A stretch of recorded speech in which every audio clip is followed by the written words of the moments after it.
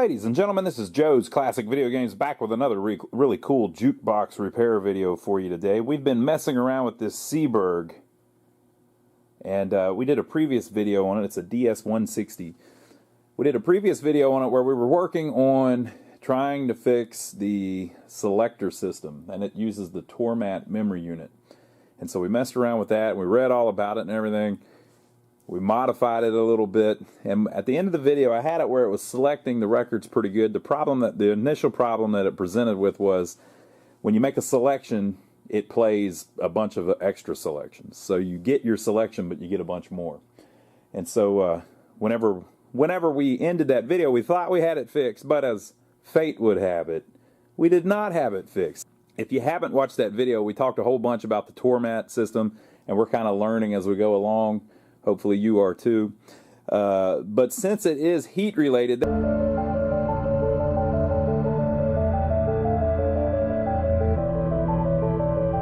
just kind of screams capacitors. Capacitors. These old capacitors, whenever they are turned on for a while and they get a little juice running through them, the capacitance that they put out or use or whatever changes. So bad capacitors probably. So the next thing that we're going to do is we're going to work on the Tormat control unit that's in the back of it. So if you didn't see the first one, go watch it or you'll be probably lost. If you did see the first one, probably the only reason you clicked on this is because it was interesting to you. So if you're interested in that kind of stuff, you'll probably love this. So I'm going to turn it around and we'll pull out that Tormat unit that's in it. Not the Tormat unit, the control unit. And we'll put it on the bench and see what it looks like inside. So if you open the back door on this side, this is the amplifier, and this is the tone. I want to try to get the selector unit. It says we'll pull it out and see what the label says on it. Of course, there's just a few connectors, and this is the ground wire that I added on the last video. So I'll disconnect that. Should be pretty easy with that little, since it's an inline fuse. And I'll pull this out, we'll put it on the bench and see what it looks like. Okay folks, so here's what we're starting with. Tormat selector unit TSU7. Chicago, Illinois, made in the US of the A back in the day.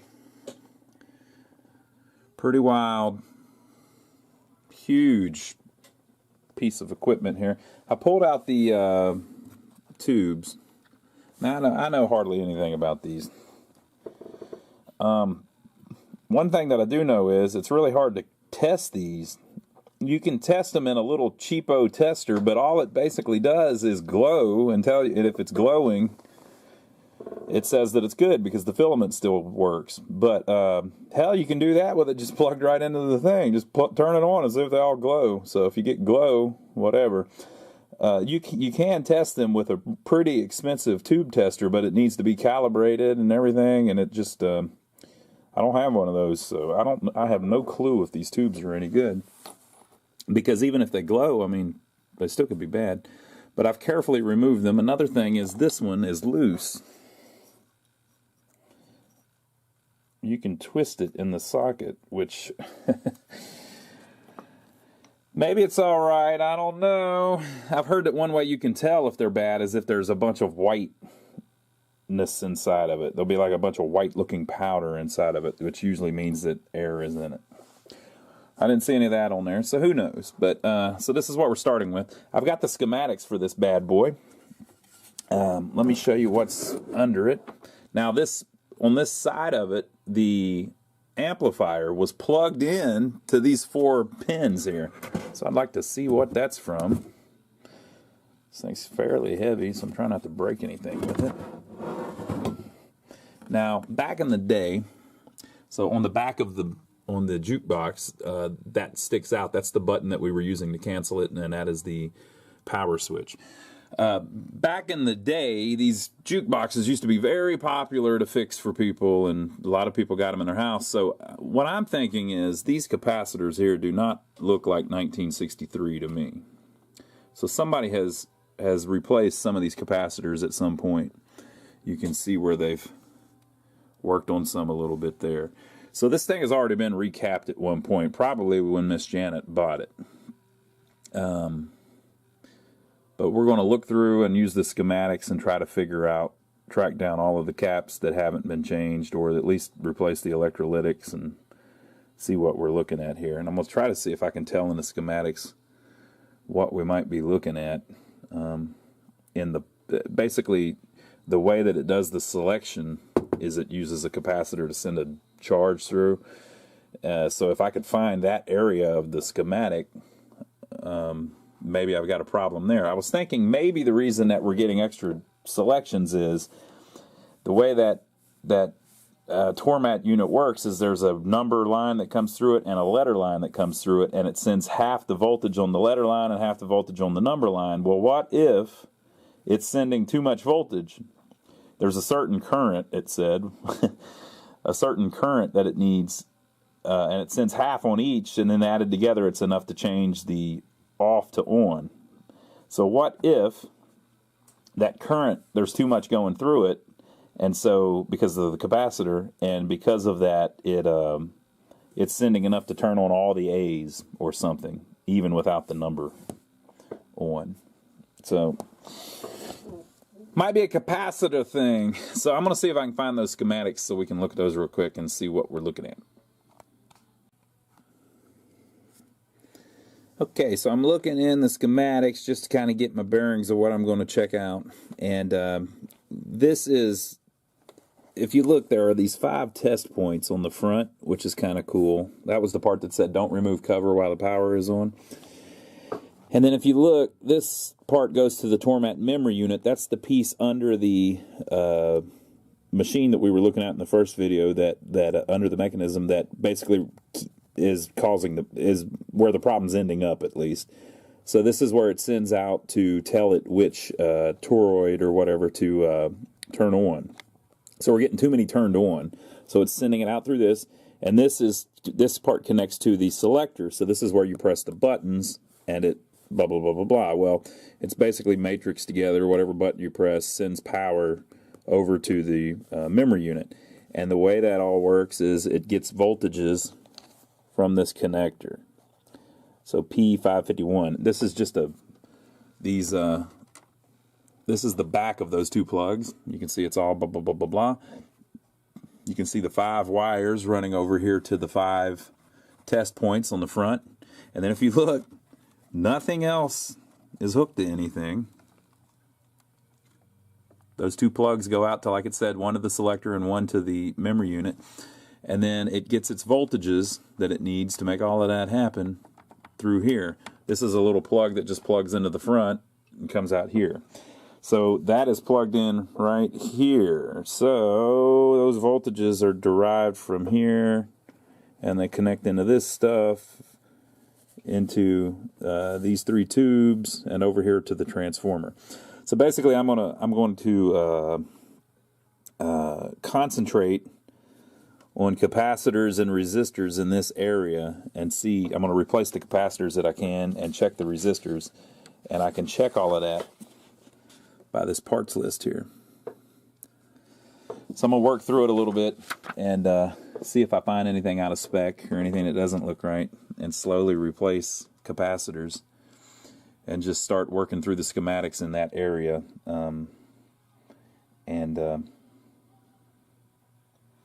I'll keep a list of what all I've changed, and we'll see what we end up with.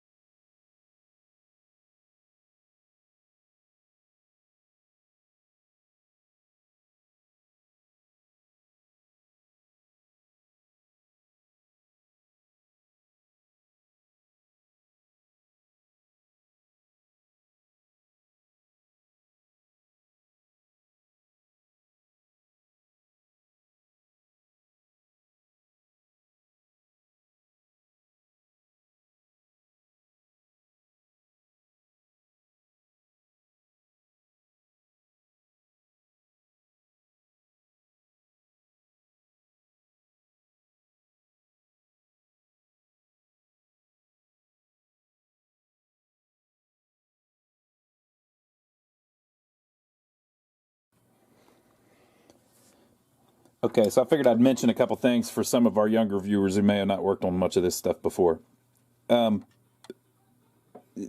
Basically, on these older things like this, there were no PCBs, so there was no printed circuit boards. So everything is just soldered to other components and things. And the assumption was back then that only a technician would mess with it. And you know, this mounts on the board flat, on that back door flat, so you can't get back in there and mess with anything. So there's stuff just hanging in place and everything else, and that's how it came from the factory. That's not somebody's half-assed it. It's like that from the factory, right? And then I want to show you how hard to follow the schematics are. So I was just replacing this little ceramic cap here. So normally I wouldn't even replace ceramics, but I have no clue what's wrong with this thing, so I'm just replacing everything, basically. And it's so old, it's about high time somebody did, right? So this little cap, I don't know if it's focused good enough, but it says 0.002. And then I guess that says 10%. 10%, right? Okay, so it's not labeled. There's no labels or anything, right? So how do you figure this out? Well, you have to pour through the schematics, right? So here's the parts list, and if you look on here, if you keep looking, eventually you find, oh yeah, look, there's a one cap. C511 is a 2000 picofarad 500 volt ceramic cap, right? So it's maybe that's C511, I don't know, right? And so you look through here, and if you find C511, it's right here. So on here it says that it attaches to pin 5, and then also to pin 7. Pin 7 is also attached to pin 8. And then if you follow it enough, 7 and 8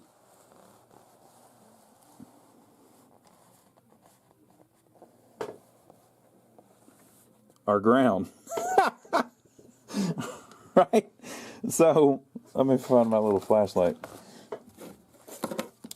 So, it is attached to what I guess is pin 5 over there on the left, and then pin 8 over here. And then if you look down, those two pins have another little wire that goes down and grounds them out to the case. That's how it gets its ground. So it's just, it takes forever to do one of these unless you really know what you're doing. Then you've done a bunch of them, which I haven't, right? So you have to go through and find something and then go, okay, what the hell is this?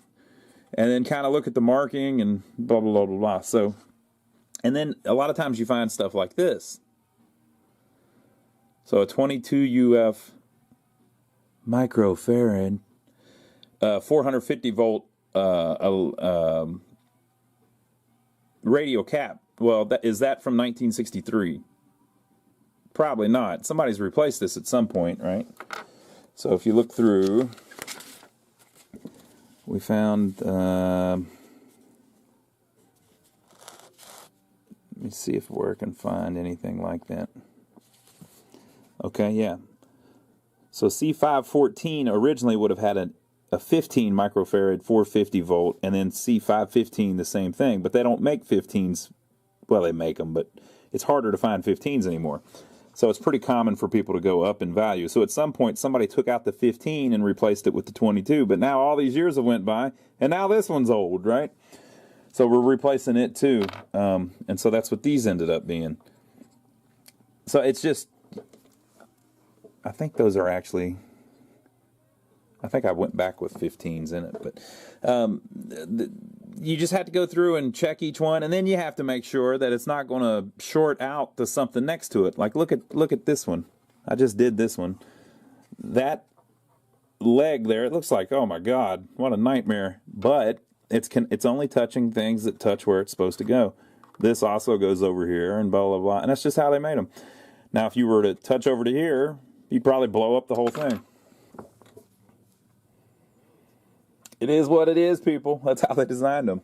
So it's kind of like a big mental exercise to even work on one of these things, because you have no clue if it's going to work after you're done. You just have to go very carefully. And then if you screw something up, good luck finding it. How the hell are you going to figure out what you screwed up?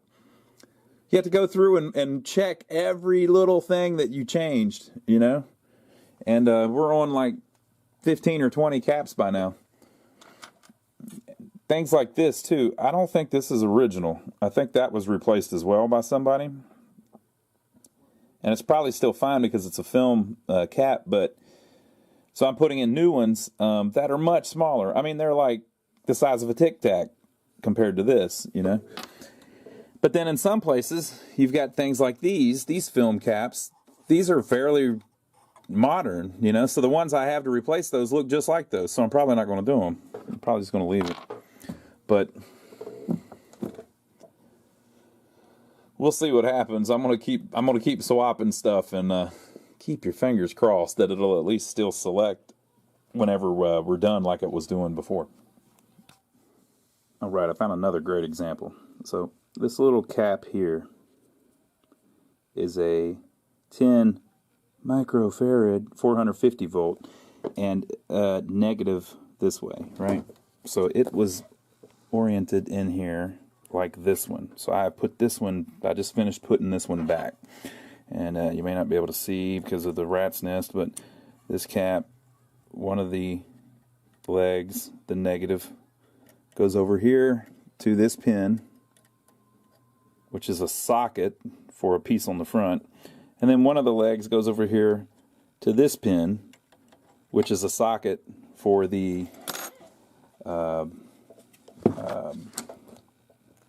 one of the tubes. So it's one pin's going to one of these and one pin's going to one of these. There's a socket that this plugs into.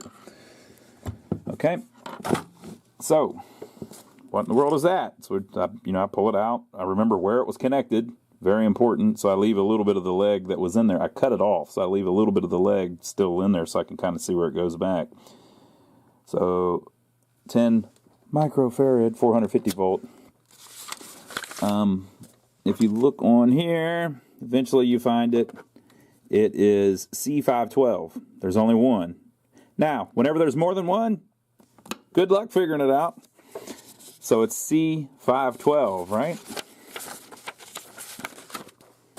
So whenever you look through the schematics, you eventually find that C512 is right here. So it's between two of these tube sockets, C512. Right? So you would think, by looking at the schematics, okay, so it has something to do with this tube socket or something to do with this tube socket. Well, those are way up here. Right? Well, why am I way down here? Okay. So C512, the positive lead connects here. The positive, not the negative. The positive lead connects here. And this line, drag it all the way back down, is the ground. So they have it with the positive lead touching this socket on pin 6, 7, or 8, whatever one we were just looking at, that is grounded to the frame. So it's way down here and attached to this socket just to get a ground, just so it can be attached to ground somewhere. So it's attached right there, which is really right there. Right? Okay, and then the other side, the negative, is even crazier. So the negative is right here, and there's this little line that comes up here and shows you that it should be attached to pin 2 on that socket, which is where it's attached. So it's like a puzzle trying to figure out every piece. So this is what we ended up with. Look at the rat's nest. Look at that. Vintage electronics, people. Isn't it beautiful? It's gorgeous. I actually did replace these because I looked in there and look at this crap. So can you tell what size that's supposed to be? says 104K, which would be 0.1 UF, and then 473K, which would be 0.047 UF. So that would be 0.147 microfarad, which would be pretty close to 0.15. So I looked in there, and yeah, it was 0.15, 630 volt. And I had one because I had ordered all of the parts, and so I replaced it. And then this one,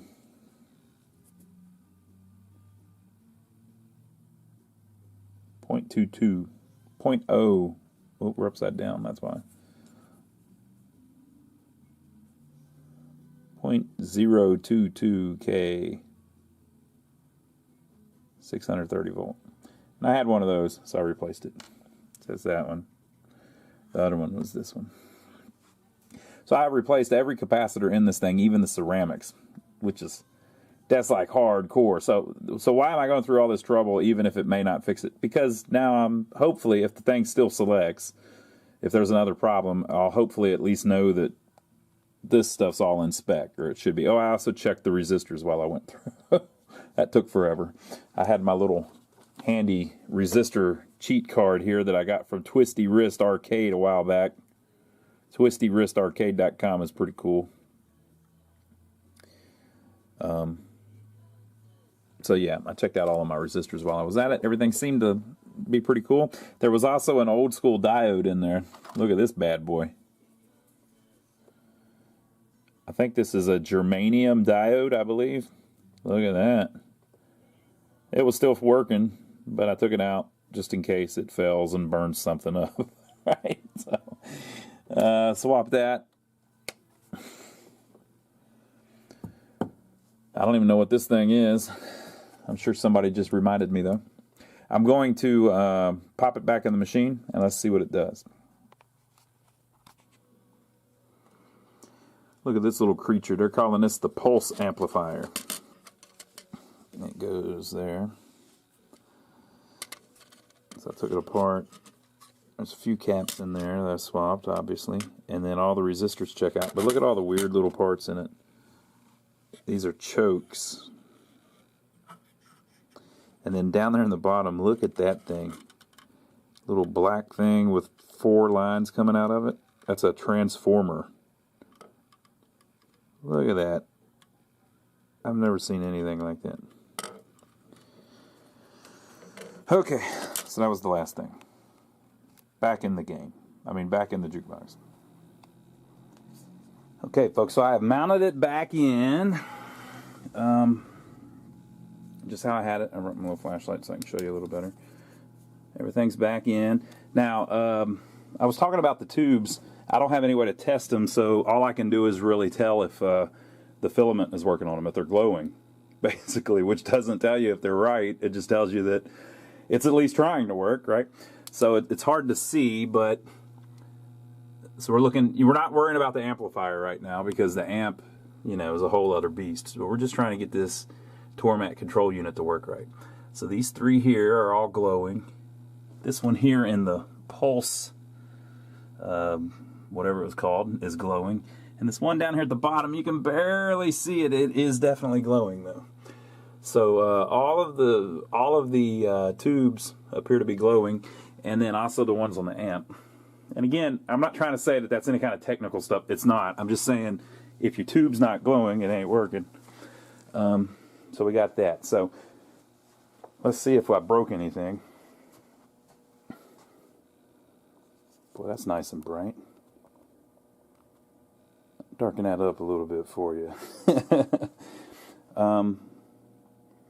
Another thing is they had this sticker on here that Miss Janet, I guess, had put on there. It says, "Please push number, then letter."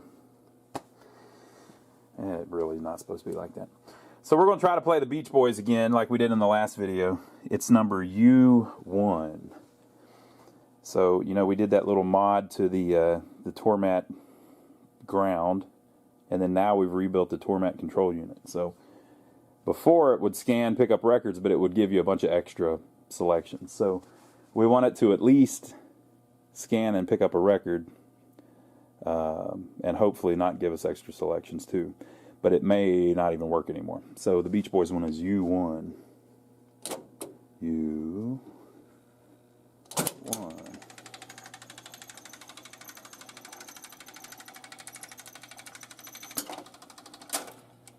Oh snap.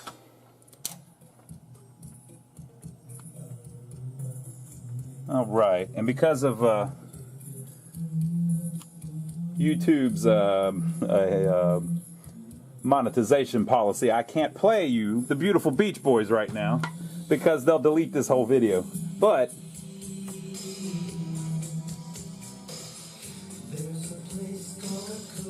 it is playing the Beach Boys, so we got to wait for the song to end and see if it hangs it up and see if it plays any extra songs or not.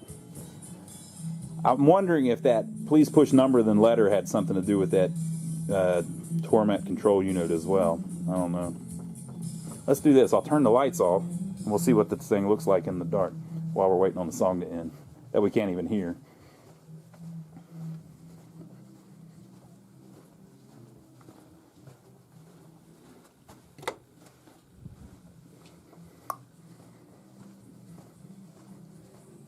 Take a little tour of the shop. So basically what we want it to do is hang that sucker up whenever it's done playing it.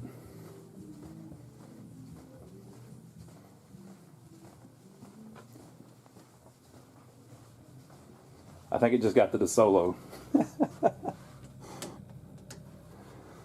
All right.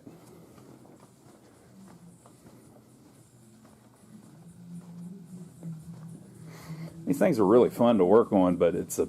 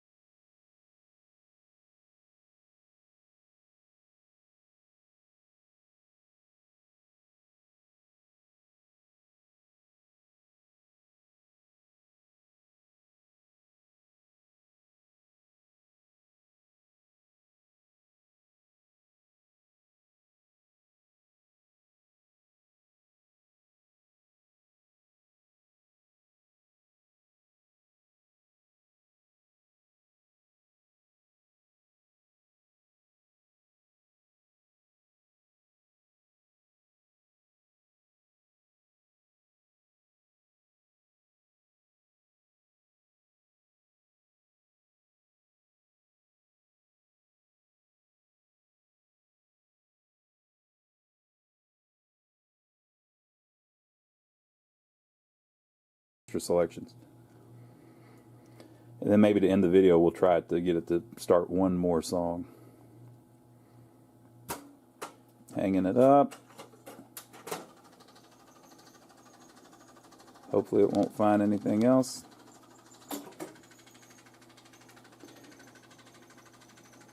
So it's going all the way down, looking for everything. I guess maybe that's the A sides.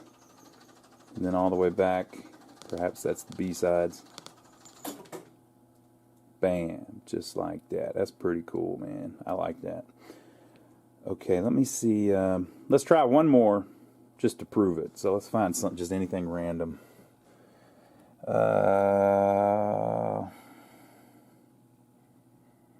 Look, she liked Just Once in My Life so well that she had it on 2 different records. Let's try Bernadette by the Four Tops. E3, baby. Now, if it starts playing E3, that'll be the end of the video because we'll know that it works, right?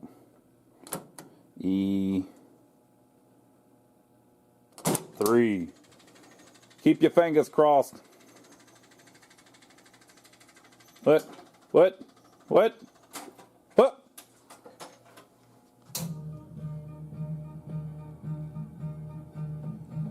Well, I'll be damned.